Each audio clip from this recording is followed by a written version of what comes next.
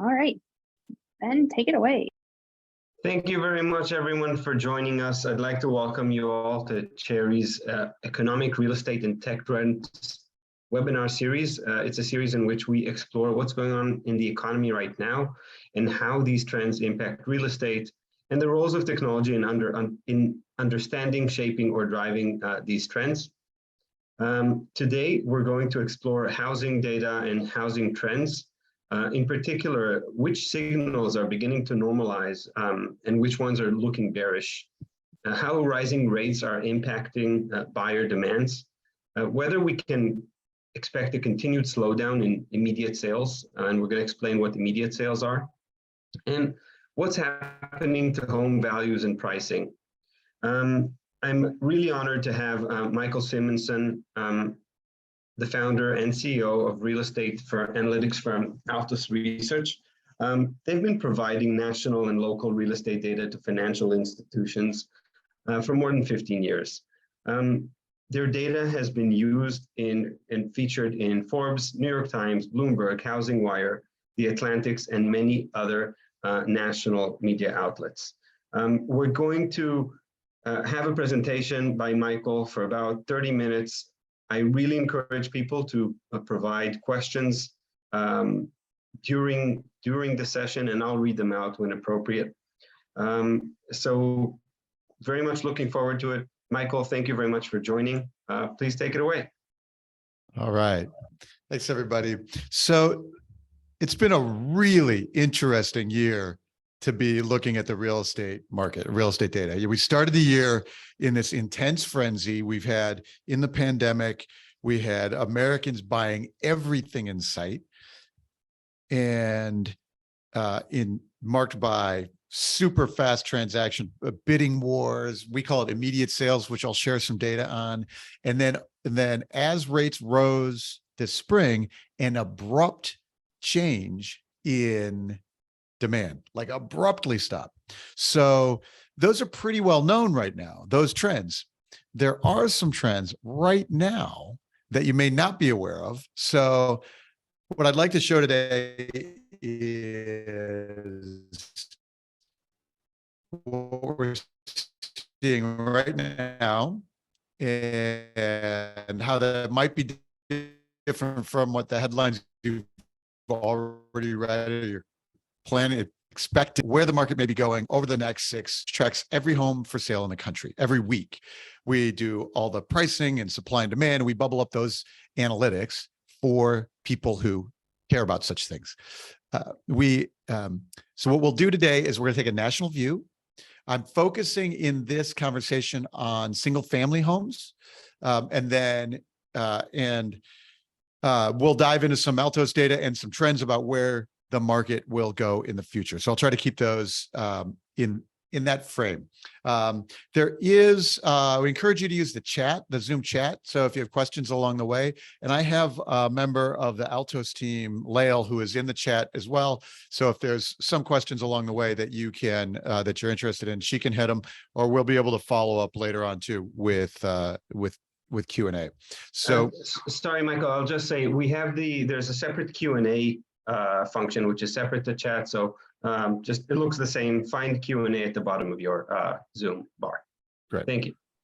All right. So let's dive into some data.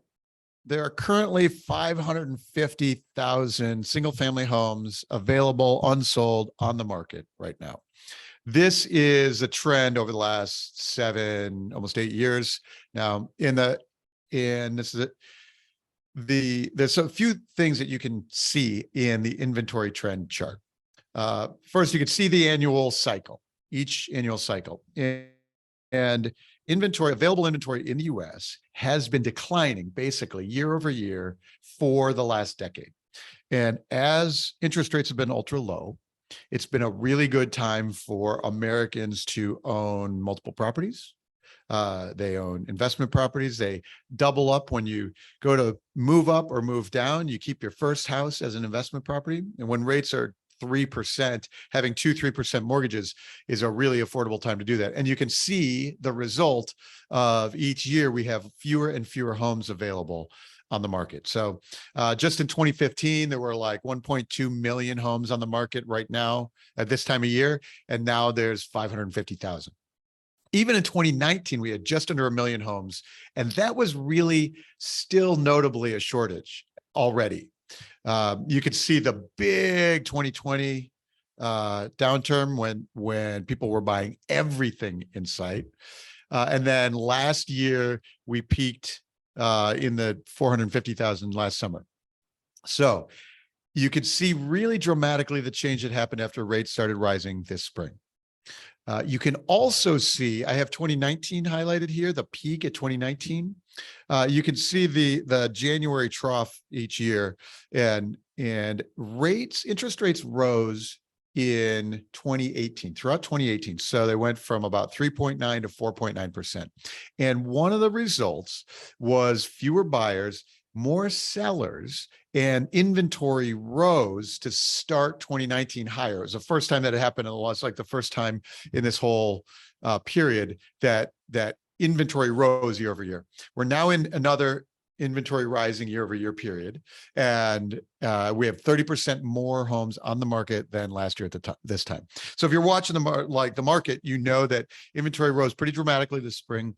You know that that buyer demand, especially in the hot markets, slowed way down. And so inventory built up. What you might not be aware of is at the very right end of this chart, we can see inventory turning the corner. You can see it starting to round off. Each weekly sample is now growing by 1% or less each week. And so that's normal for August, but it's dramatically slower from May and June. So in May and June, inventory was rising by 6 to 8% a week. In July, it was 3 to 4% per week. And now in August, it's about 1% per week. So really, it looks like that inventory is rounded the corner. And this is important to me because one of the signals I've been looking for as the rates change and as all the other financial markets in the world have really cratered this spring is what happens to housing. And so when inventory is rising 6-8% a week, that's a big story. That's a little scary. And so my question, the thing that I was wanted to keep my eyes on is, now we're in late August, mid-August. Normally inventory is plateaued week to week. It starts falling back down for the fall and the holidays. But if we had kept blowing through that, meaning buyers stopped buying and sellers are now scared, so they were bringing their houses to market and adding to inventory, like that would be a double whammy bearish scenario. We don't have that. What we have is buyers have backed off, but sellers have backed off too. And so that's a really interesting note. And so it implies to me that we're going to end the year at about we'll peak this summer at only 600,000 homes on the market, and we'll probably end the year at about 525,000. So you can see the dark line here is this year. Each line on this chart is a year. You can see inventory peaks later in the year. The light red line is last year, and the crazy one in the middle there, that's 2020 when inventory fell.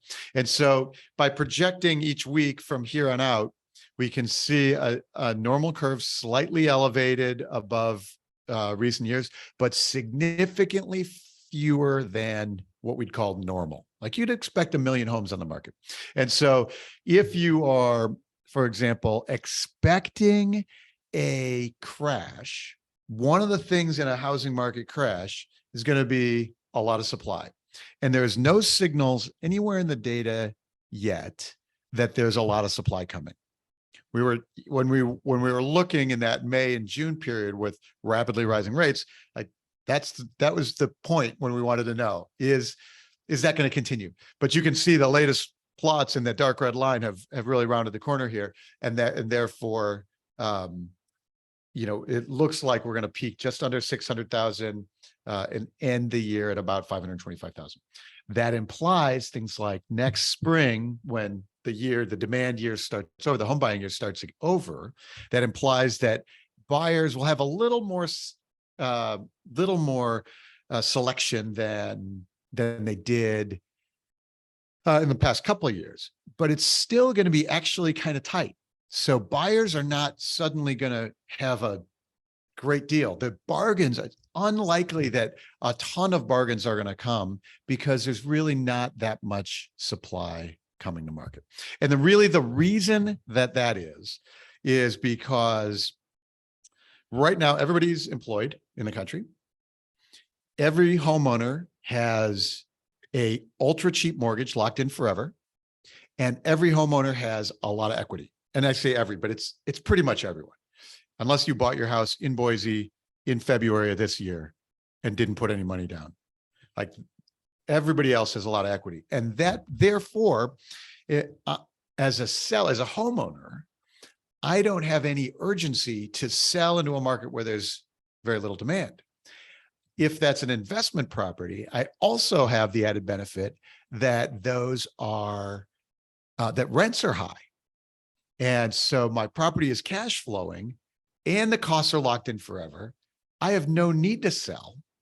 So this, the curve here changes, or the 2023 curve changes if we get into a big recession with a lot of job losses, where people now are afraid of the future. They're consolidating homes and they are unloading assets. So, but it generally will take 6 to 12 months before the inventory shows up after the big job losses. So you've got 30 days of or 90 days of unemployment, and now you're unable to make your mortgage payments. And now you do 90 more days before the bank really needs to start process.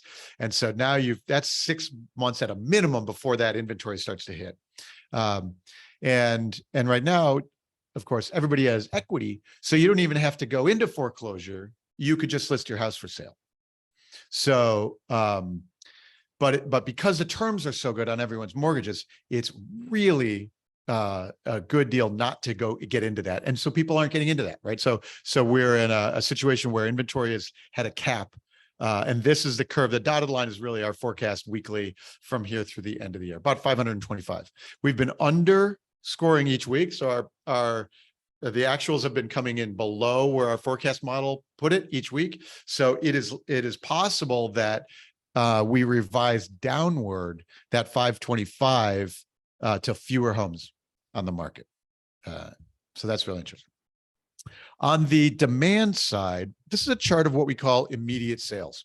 The phenomenon during the pandemic were homes that were getting listed for sale and taking multiple offers that same day or just a couple days later and going into contract essentially immediately after sales. And we could do it because we track the entire US every week, watch the whole week and watch the next week.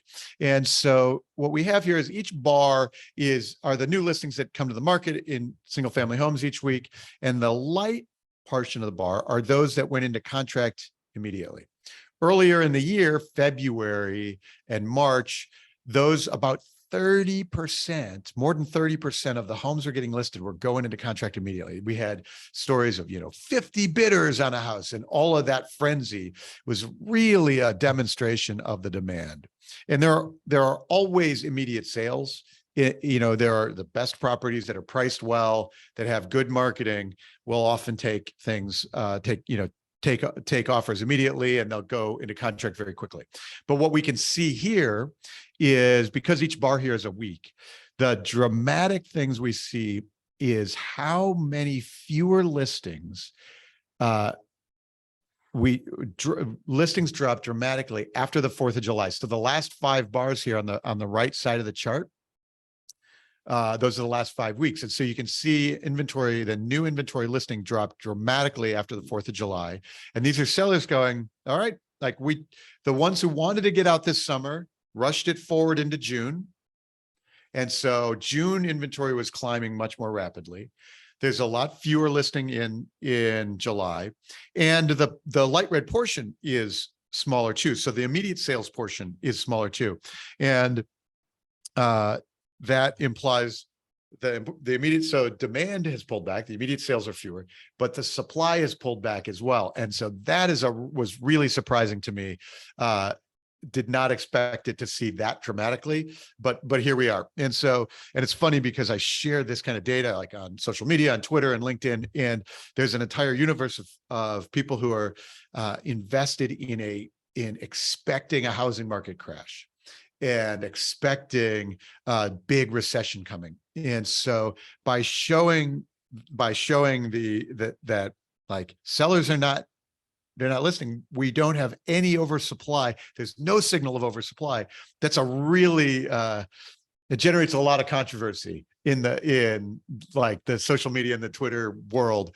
But that's what we see right now. And so it may be something that you haven't before seen in the data. Hey, Mike, want to stop you there. So you're saying supply is going down. Is it new homes supply that's going down, or is it other supply? So we're watching this. So that's a great question. We're watching the active market of it. This is primarily existing homes for sale. With new construction, there's a couple of things that happen. One is if they're like pre-sales or they're not complete yet, or they're those kind of things that we're selling for a 2023, we will take them out of this set. So these are sets that are like, these are homes that I can buy and move into. They're not like pre-built things. And that's important because due to the supply chain stuff earlier this year, there were the new construction delays were actually bringing the active market inventory down. There were fewer of new construction actually available. And so it was made it even tighter. The supply chain problems made it even tighter earlier this year.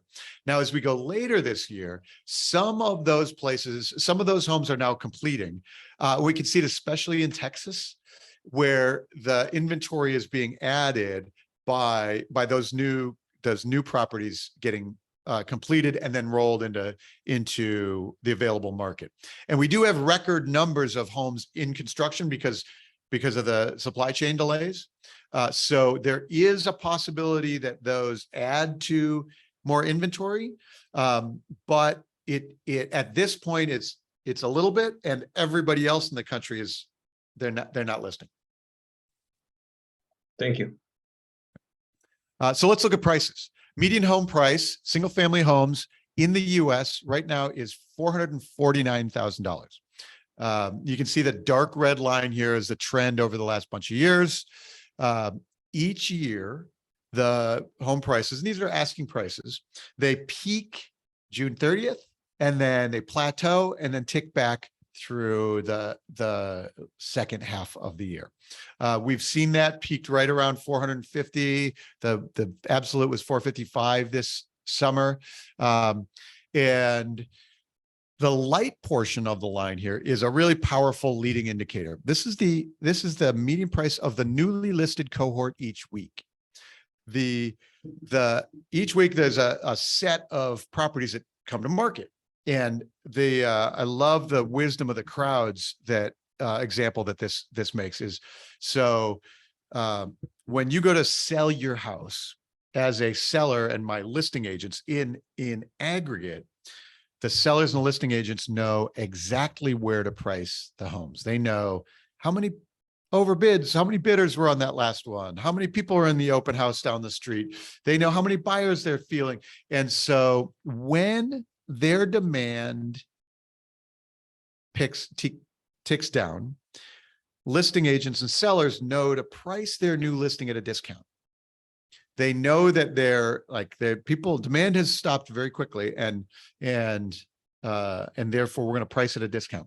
And what happens is you can see where the light chart it turns up several weeks before, and then it peaks about a month before the red. So new homes get listed today. In about 4 weeks, they're the active market. They get an offer in October and it closes in November or December. And then you start hearing about that in the traditional data set in like December, January, February. But you can see right now what the wisdom of the crowds is telling us. We can see exactly what's happening.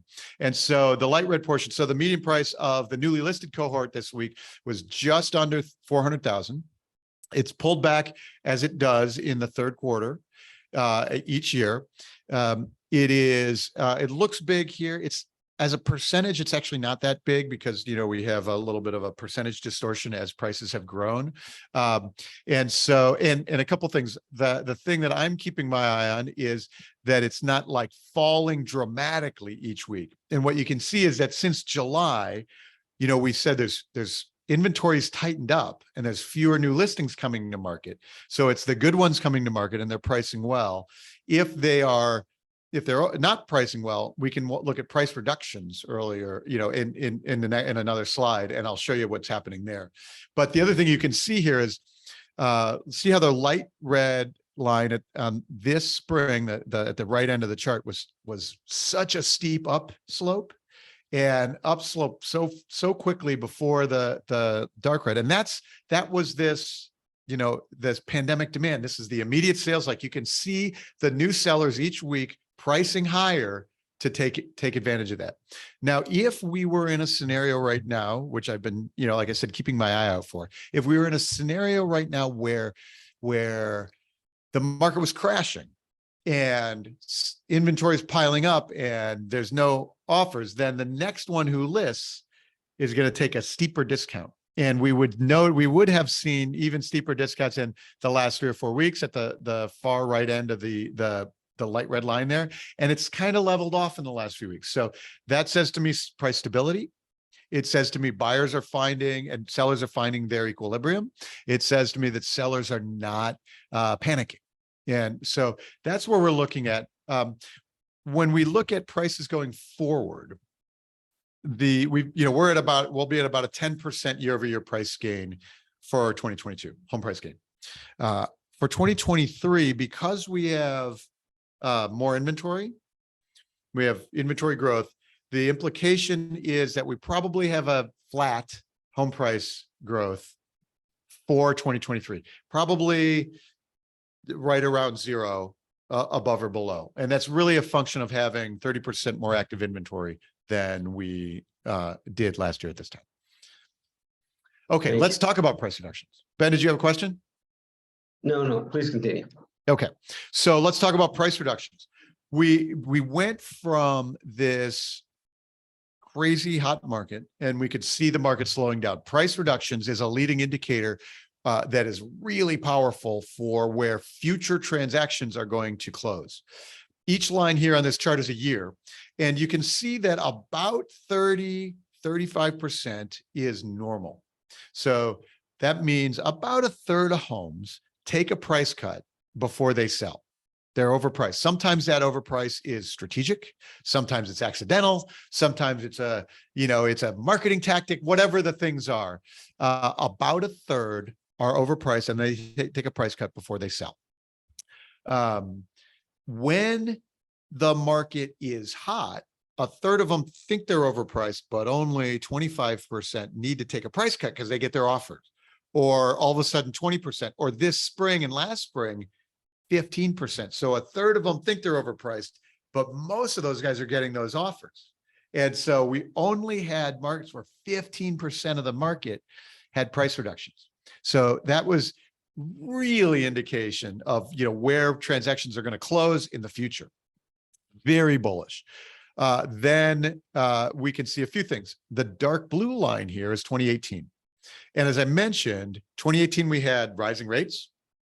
And so you can see the impact that rising rates had. So the dark blue line started the year with relatively few price reductions, about 27%, and ended the year with more price reductions than had been anytime recently, 37. So that was a year of rising rates, 3.9 to 4.9%. You could see, and if you were selling your house in like September of 2018, you could feel it.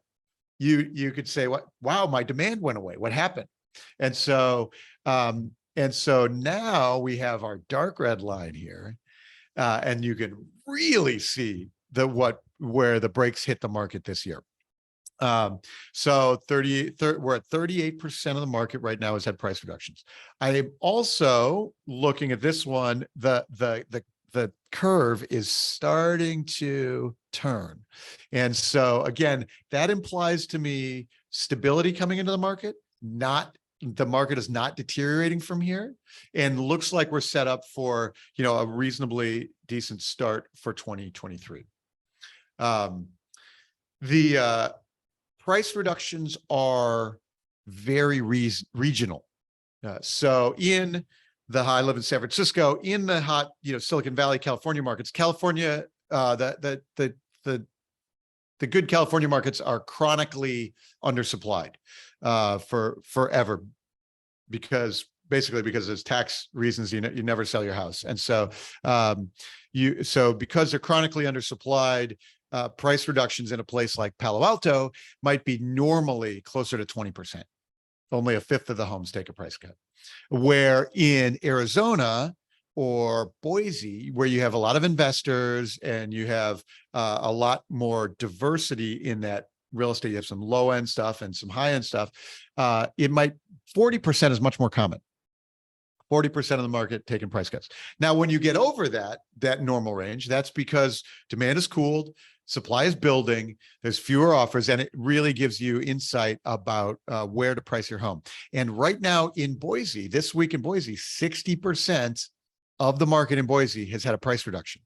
And so Boise went from the hottest one to the coldest one, and all the big pandemic boom markets, the big inbound migration markets, the ones where the remote work was happening. So you move from LA to Boise, you move from New York to Florida. All those markets are now in the 50s to 60% with price reductions. So significantly higher than normal. And so if you are a seller in those markets, or Austin, Texas, or Denver, or Ogden, Utah, or Tampa, if you were there, you absolutely feel that slowdown. But even in those, we can see a little top coming, and so it does not look like it is deteriorating from here. It does imply that there will be transaction price declines coming in the future, especially in those markets.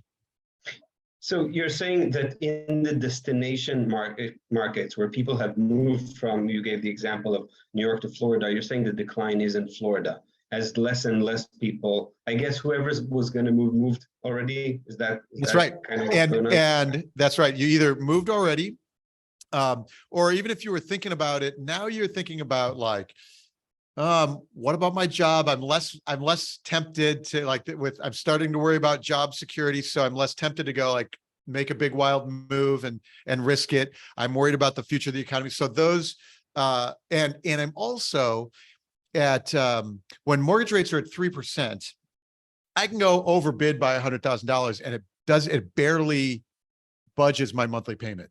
When they're at 5%, it adjusts my monthly payment significantly. So it's much more hard for me to just go overpay for something in Tampa because it's cheap compared to New York. And so those transactions have fallen out. And at the same time, the investors in those markets see that happening. So they've stopped. And so you can see a double whammy in those big markets. In the central and northeast, Ohio and, Pennsylvania, all the way up to, upstate New York, those markets are significantly less volatile. And so are in fact still not even to 30% price reduction, still, peaking in pricing, where you can really see the big change in the hot markets. All right, let's move on. We have, this is the percentage of homes on the market that have been relisted. And this is a powerful leading indicator for watching organic levels of demand. Normally maybe 1.5%, contracts fall through. And if there's no backup offer, then, the property ends up getting relisted back on the market. And you can see at the left side of the chart, the spikes after the holidays. So homes get pulled over the holidays and then they get relisted in January. But in this part of the year, it tends to be fairly few. The signal that we're looking for here is, do relists start to climb? And so now these are homes that, they took an offer, now the contract falls through, maybe it doesn't appraise, maybe the financing falls through, maybe a buyer gets cold feet, or loses their crypto down payment, whatever those things are, right? The house gets relisted. And so And it was really interesting. So in July, we could see it, the relist starting to tick up, been very low for a while, and we'll see if they stay low or if they're starting to raise. But by keeping our eye on this, this says either that house was on the market, had no offers, or that house is on the market and it gets an offer, but that contract falls through. Those are really bearish signals if the relist starts to climb. It started to climb a little bit, but then has tempered as supply has really flattened out in August. So it's really a leading indicator to keep our eyes on there, and it's one that we watch every week. Hey, Michael, I'm not sure if you were joking there with the crypto reference, but I have a couple of friends that got hit pretty bad by something like that, right? So no joke. Yeah.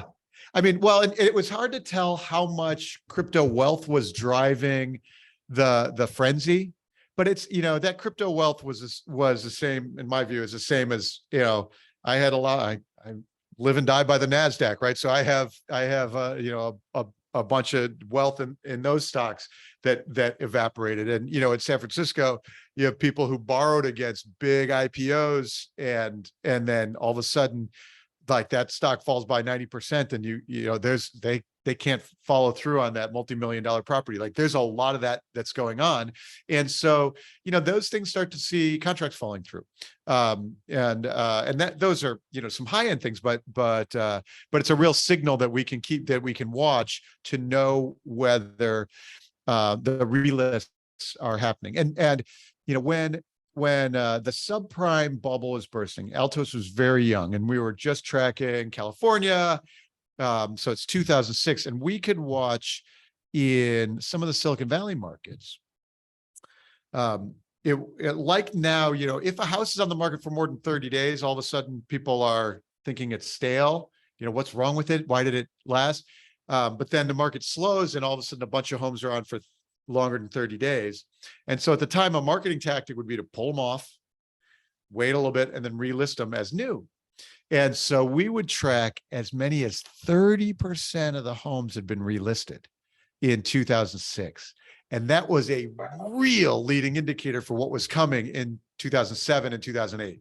And so that's what we're keeping our eye on here with relistings. By the way, I've been talking about a lot of Altos data, some specific things. We do have an ebook that if anybody who's listening wants, it's free. You can go download the ebook. It talks about how the data works, and especially if you need to talk about the data to end customers, it's useful for that. It's targeted. It's designed for realtors, real estate professionals, mortgage, etc. But if you're interested in understanding some of the definitions, they're all in that ebook too. So and I think Lael from my team will put this link in the chat. So in the chat or the Q&A or whatever, and you can go read that. You can go on your own. Okay, let's do some other data points. So we talked about properties with price decreases, properties with price increases. These are the market. They were on the market, they went into contract, and now we see them back on the market at a higher price. And so these tend to be like investor flips, fix and flips. It's really a gauge of investor activity. And so you can see early in the year, 8% last year. That's way too high. That's a lot of speculative behavior. That was scary at those rates. And then very abruptly in the first and second quarter, fewer and fewer of those. And so this is our investors that are like, it's not a good time to go buy and try to put it back on the market. Some of this is the iBuyer behavior. So their houses are listed and then they're taking it off and putting it back on, which is essentially the same behavior. And so what we can see here is this is a demand indicator. It's way down, and we've been talking about it, but this is one way to see how those demands are like very impactful, like in a big change across the country. And you can see it even more dramatically in places like Phoenix, which have such big investor activity. All right, here's days on market. So the market time now nationally is now over 1 month. You can see the annual cycles. Normally this time of year is the low part of the cycle. We are in the second half of the year, days climb. Normally, though, you might expect 2 months across the country. We've been this year, we were at like 20 days, 14 days, like, 2 weeks for a big stretch. And now it's starting to pretty rapidly climb up. It's both seasonal as well as the cycle slowing down. So, I expect we'll get back up to a couple months by the end of the year. We have more availability, as inventory is higher to start 2023 than it was the past couple of years. Like, it may not move as fast, but we don't have signals going back to the old time yet. It's going to be really fascinating to see if we have fewer homes and they take longer.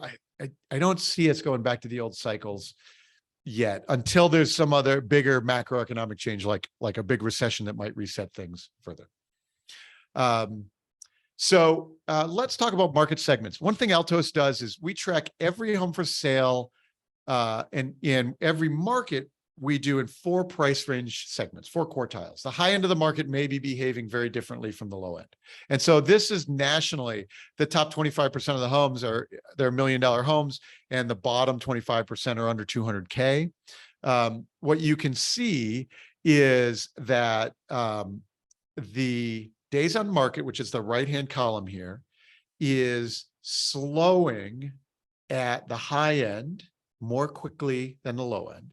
This is not always true. In some local markets, the low end of the market are really old, kind of risky properties, especially some of the like urban markets, or like places like Cleveland, or, that kind of thing, where the bottom quartile of the market are $90,000 and there's 80-year-old homes. And so you can see that the days on market climbs at the high and the low end. When the subprime bubble burst in Silicon Valley, we could watch the days on market in these price range quartiles in San Jose, for example. And as normally you'd expect the most expensive ones to take longer than the least expensive homes. But when subprime burst, you could still get $1 million mortgage in San Jose, but you couldn't get a loan for the cheap homes. And we could watch that invert. So the most expensive homes would still go in 30 days, but the cheap homes would take 90. That was really fascinating. So in a changing market, you can keep your eye on these price range segments. And we do this is nationally, but every zip code in the country we do in these price ranges, every state in these price ranges, and you can really get a feel for it. You can also get a feel for what you're buying for your money. What does it mean to be $1 million home around the country? It's a quarter acre or a half acre lot. It's a 4-bedroom home. It's slightly newer, but compared to the small lots that are 64 years old now, 3-bedroom, 2-bath houses that are like those are, that's what the bottom quarter of the market looks like. So we do that in all of those, in all markets. One last bit of Altos specific data. We use, and then we can just do some Q&A, Ben. We use what we call the market action index. This is an index. It is at a glance to answer, how's the market? Oh, you're thinking about buying in Tampa? How's the market? And you can look at the market action index for Tampa, and it's supply versus demand. So what's happening right now is demand has been dropping quickly, and supply has been dropping, but now supply has dropping. So supply climbed, demand fell, and this dial went way down from like 70 way down, and is dropping very quickly. But now, because supply has stabilized, the market action index is going to drop less quickly. What this shows us right now is that we're still in a shortage nationally. We still have way fewer homes, like half of the number of homes that we would normally expect to have right now. And so in many ways, it's still a seller's market in that sense. If you price properly, you've got, like, the buyers are there, and the buyers don't have that much choice. So like, it still kind of has a seller's lead. I have investors who uses property, and I was talking with one this measurement, and this is a New York, New Jersey, Connecticut tri-state investor company, and they use this market action index before they do any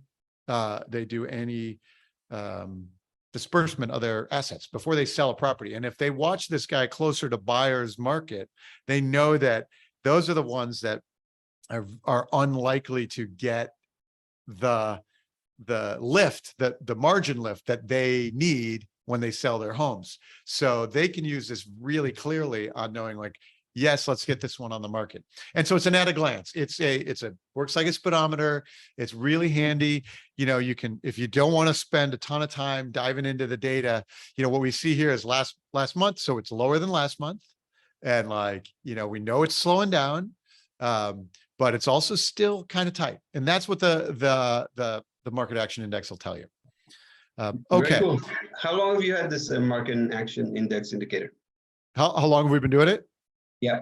Yeah, we've been doing it since we started the company. So 15, 16 years. Very cool.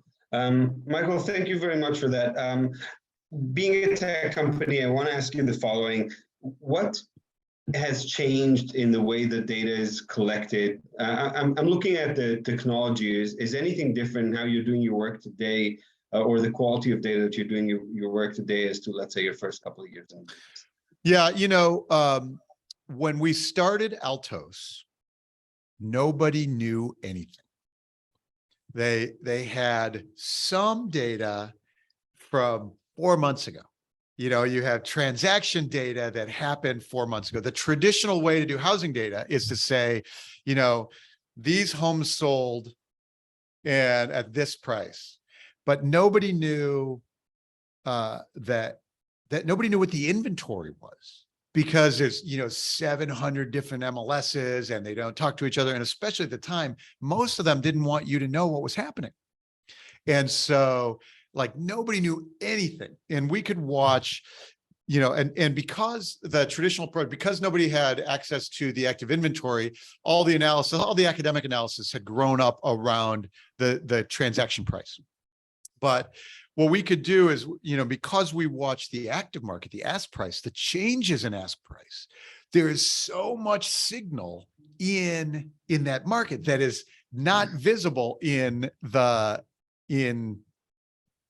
traditional approach. And so it is much more common now. Like, we can, once we started doing this work, there's a lot more view this way. So, but you still see it, right? So if you look at the Case-Shiller index, let's see, it's August. The last one they released was the last week of July, which is the May number, which used March, April, May transaction data. And March is so long ago, you know, to get that data. And so that's why, like, doing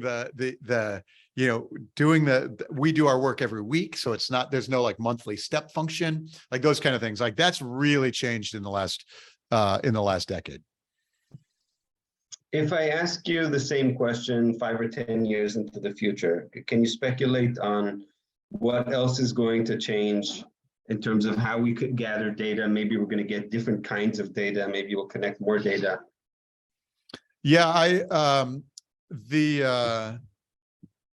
think about the data as like the missing piece, and there's some of this, but as a kind of comprehensive piece, is the survey data. So we can track the homes. We track every home in the market. We can track, you can track macro trends, but a really understanding where consumers' minds are at, and in a way that, like, if you do surveys, right, you can find insights about where they are, that they don't know themselves. And so I think there's a lot of there's those kinds of insights to be had. The trend, like the data that you farm out of a company, like a Zillow has, or a Redfin publishes. We have searches. There are a few companies that can track their search metrics over time and kind of mine out that data and use that for as a leading indicator. I was talking with the folks this week on the Altos podcast.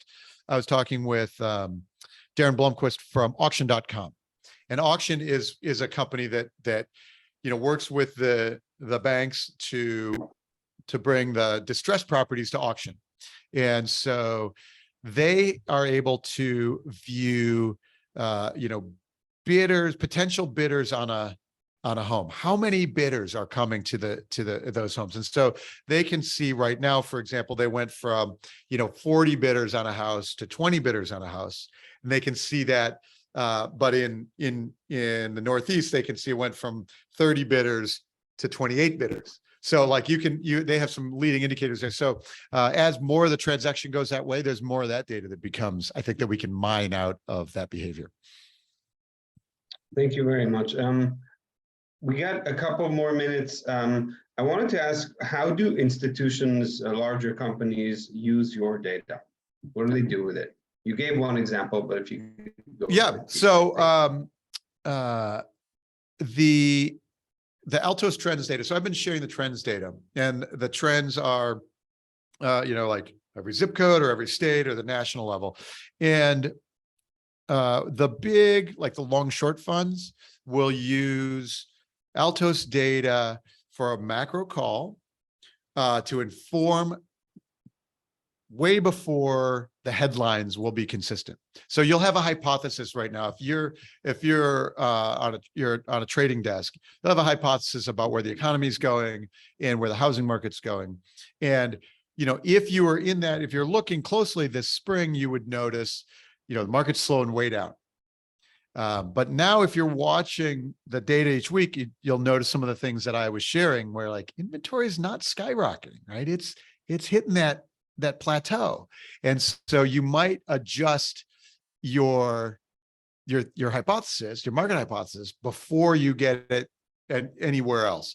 And so there's like that kind of approach. There's a lot of the folks that are in the valuations business, the home valuations, who use the Altos data to improve the quality of their AVMs, the valuation on any given property. So they may do it because they want to know, you have 5 homes that transacted, but there are 40 on the market. There's a lot of signal in that 40 that can help you determine where the next price is going to be. And that active, price reductions and relists and, that kind of signal has never really been captured before. And so a lot of those folks are using that in valuation models, for example. There's some risk, risk and fraud uses as well. So watch tracking all those homes that way. Oops, you're muted. I have another hour's worth of questions, but I think we'll have to stop it there. I really want to thank you for taking the time. Michael, where can people follow you? And by the way, I see that there's an ebook and some other material published in the chat. I'm sure we'll send that out in a follow-up email. But where can people follow you other than that? So I'm on Twitter at Mike Simonsen. You can also follow Altos Research on Twitter, or LinkedIn is a good place. And, altosresearch.com is where the company is. The blog is there, and, you can go get sample data and things like that as well. Yeah, and I see that Lael has posted those various links. Posting the chat. links, yeah. So, Michael, thank you very much. Lael and Kira helped put this together. Thank you very much, and everyone who attended and watched this online later. Thank you very much. That's all the time we have today. Thanks, Thanks, everyone. Bye-bye.